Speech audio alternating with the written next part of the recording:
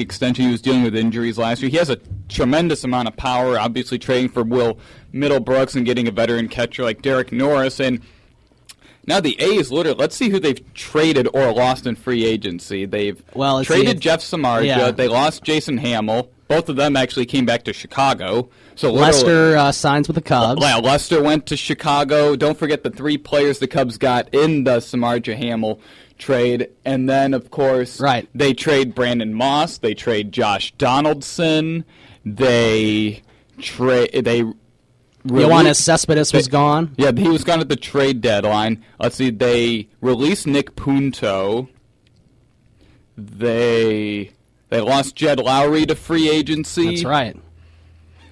See, in the outfield. Where did Lowry go? He went to Houston? Yeah, 3 years, $20 million. Houston's got a way better team than they had last year. Funny thing, he went back to Houston after they got a nice trade package for Jed Lowry. Right. And then they solidified a bullpen a little bit with Pat Neschek and Luke Gregerson, who the Athletics also lost. Oh, my gosh. Yeah.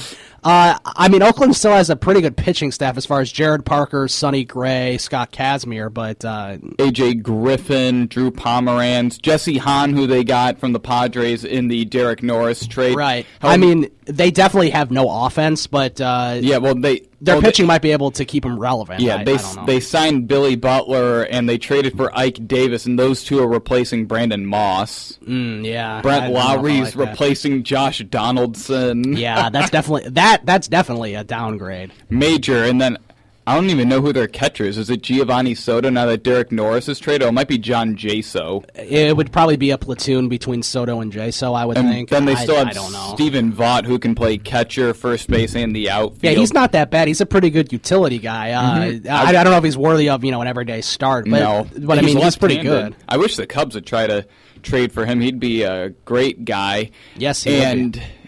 I mean, obviously, they've really downgraded offensively, and you have to figure Scott Kazmir is getting traded at the deadline. Especially if they're not doing good, especially if they're having a bad year, which, I mean, in that division, I think the Rangers are going to be well improved now that Fielder's going to be back and healthy for a full year. Or the whole team, the whole pitching staff. Darvish will be back, Matt Harrison will be back, Derek Holland will be back. They're looking to add another pitcher in free agency. They could go after Shields. Don't forget the Angels are coming off a division win, and even though they lost Howie Kendrick, they did acquire Andrew Heaney, who's a top prospect, a good pitcher. I also heard the Angels were trying to trade Josh Hamilton to the Rangers. I don't know if that's going to happen, but I did hear that. Boy, I'm sure the Angels would love to get rid of Josh Hamilton. He's been horrible. I know, but the thing is, I don't think the Rangers would ever take him back. No, not when he's making $25 million a year. The Angels have to eat some of that money. Yeah.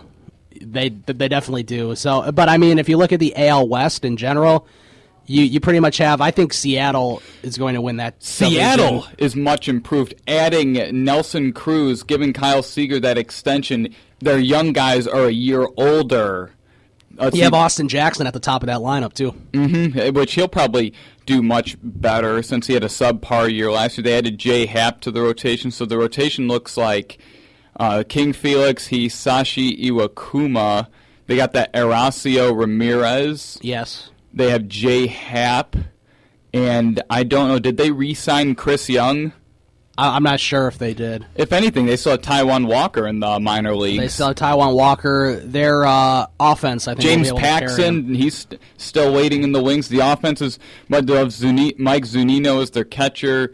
First base, I don't know who their first baseman is because Justin Smoke is with the Blue Jays. I think Logan Morrison is playing first base. Okay, Logan Morrison will play first. Cano at second. They'll probably go with Chris Taylor or Brad Miller at short. Seager's at third. You got Cruz in the left. You've got Austin Jackson in center. There's somebody else I'm forgetting. That I believe they're trying to add an outfielder. I know Morrison can play the outfield. I know that they were looking at Upton, but of course he didn't. And Melky. There. Yeah. And then, of course, they still want to add an outfield, so maybe it's not complete. And they still need a DH. So maybe I think we are forgetting about somebody, except I don't think it's like like a major Yeah, no, guy. it's not a major factor. But that's definitely going to be... they're trying to trade for Dion Vissi. And don't forget, the Cubs just traded Justin Ruggiano to them. Right, yeah. So he could be an outfield spot, especially if somebody gets hurt. Especially against left-handed pitching, which now you have to figure the Cubs wouldn't have traded Ruggiano if they weren't going to get Johnny Gomes. Right.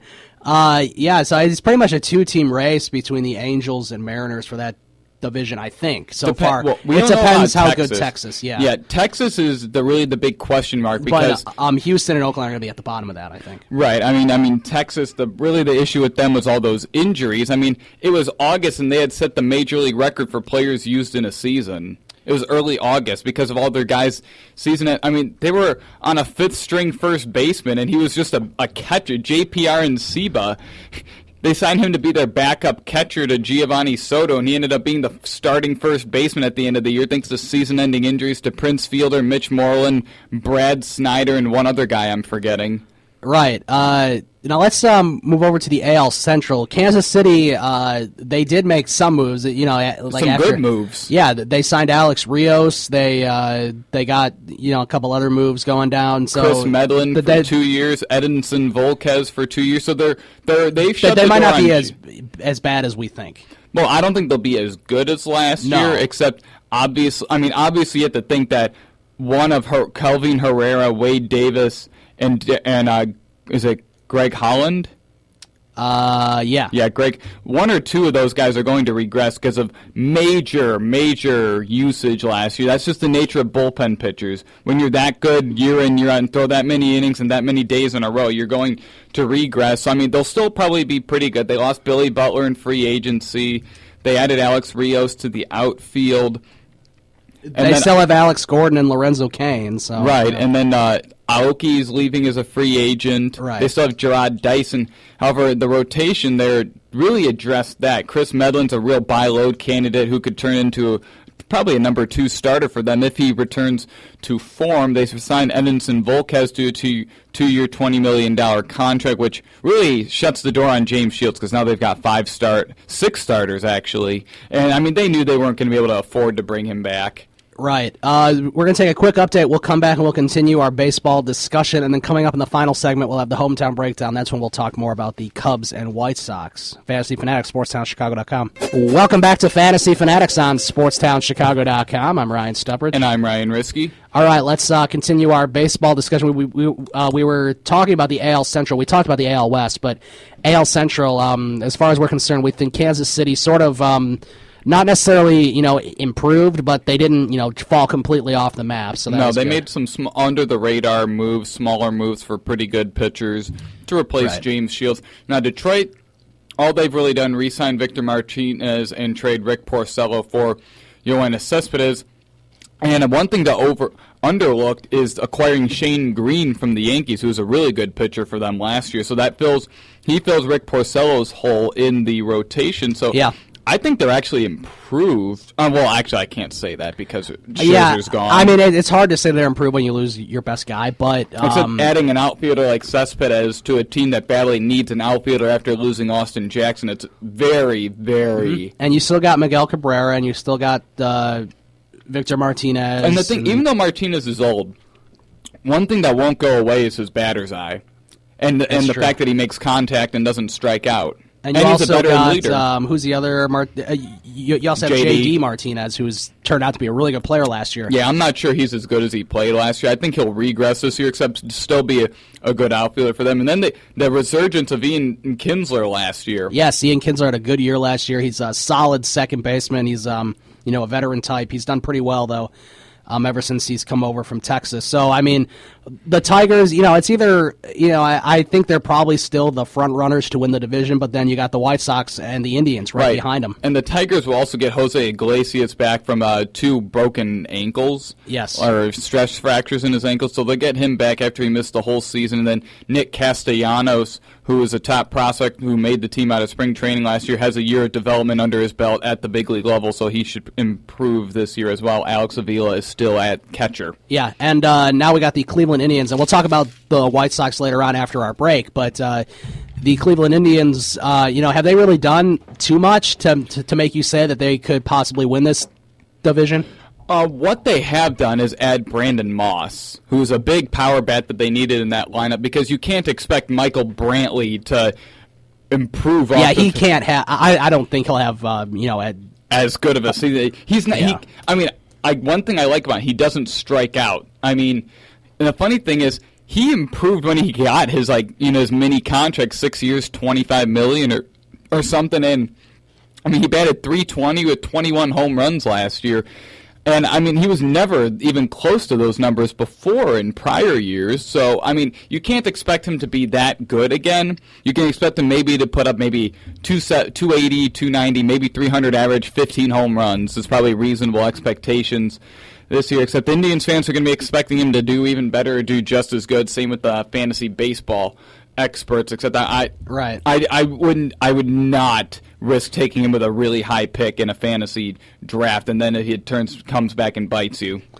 All right. I mean, I know Minnesota didn't really do much, but they did add Irvin Santana, which was cool. But to lead that rotation, because it was the worst in the MLB.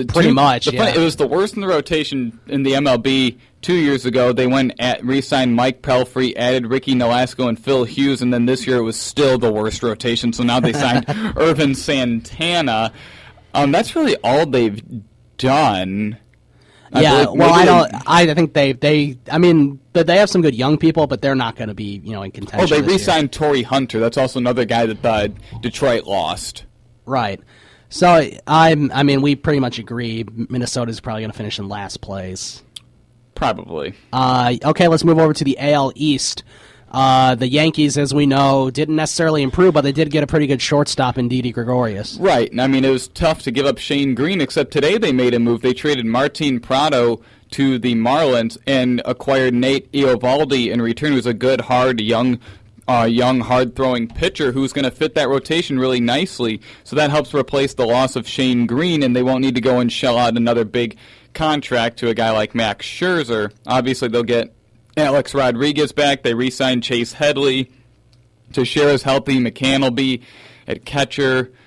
Second base, I believe, is going to be battled out between some young guys or veterans, because I thought Prado was probably going to be the second baseman, except now they went and traded him to the Marlins. Right. So he fits the Marlins really well. Didi Gregorius, it was a better option to trade for him than to go and sign Jed Lowry as Drupal Cabrera or someone else in free agency. It was a much better option. Outfield, you still got Ellsbury, Carlos Beltran, and Brett Gardner. Yeah, it's really not that bad of a team. Except when you consider how old they are and how much money they're all making. And they're due to underperform. The staff, besides Masahiro Tanaka, besides that, it's very iffy. Because CeCe Sabathia, he's not going to really do that. CeCe hasn't had a good year since 2010, maybe. So it's going to be interesting to see. But the Orioles definitely are in a little bit of trouble right now. I don't think they've signed any outfielders to help replace the loss of Nick Markakis or Nelson Cruz. In fact, the only notable moves I can think of that they made was signing Wesley Wright. Yeah, and that sure, it helps the bullpen, but I think they already had a good bullpen. Their bullpen was pretty solid. He might be in the back end of that bullpen, like a guy that doesn't get used very much, because they have a really good bullpen. Yeah, they do. I don't think they made any notable moves. No, I don't think they had. I mean, you still have J.J. Hardy. You still have Matt. They're going to get back a healthy Matt Wieters and a healthy Chris Davis. And he's now cleared to use Adel. You still have Adam Jones. However, Wesley Wright does help replace the loss of Andrew Miller, who they still lost have Adam to free Jones, agency. your star center fielder, Adam Jones. But I mean, other than that, I think they definitely won't win the division again. I think that's either going to be Toronto or Boston. Right. I mean, Wesley Wright helps contemplate the loss of Andrew Miller, who they gave up a really good young pitcher in Eduardo Rodriguez to acquire him, and just for a half a season of him. Right. So that's pretty much the AL Central. In the AL East. Real quick before we go to break, in the NL, just sort of who do you think is going to finish in first in the NL East? Because I think it's pretty much Washington. And then Miami, maybe not too far behind, but pretty far behind. Right, they're still young and inexperienced. They will. I mean, their time will come in a few years. Yeah, because Washington has a ton of impending free agents. Ian Desmond, Jordan Zimmerman, Doug Fister, and Denard Spanson. Yeah, they're sort of in a win-now mentality. Right, because they don't, and they're already against their budget. They can't add any more salary. Right. So they're probably going to finish first, Miami second. Then you could probably either have, I'm sure Atlanta will probably finish third. Maybe the Mets could sneak in there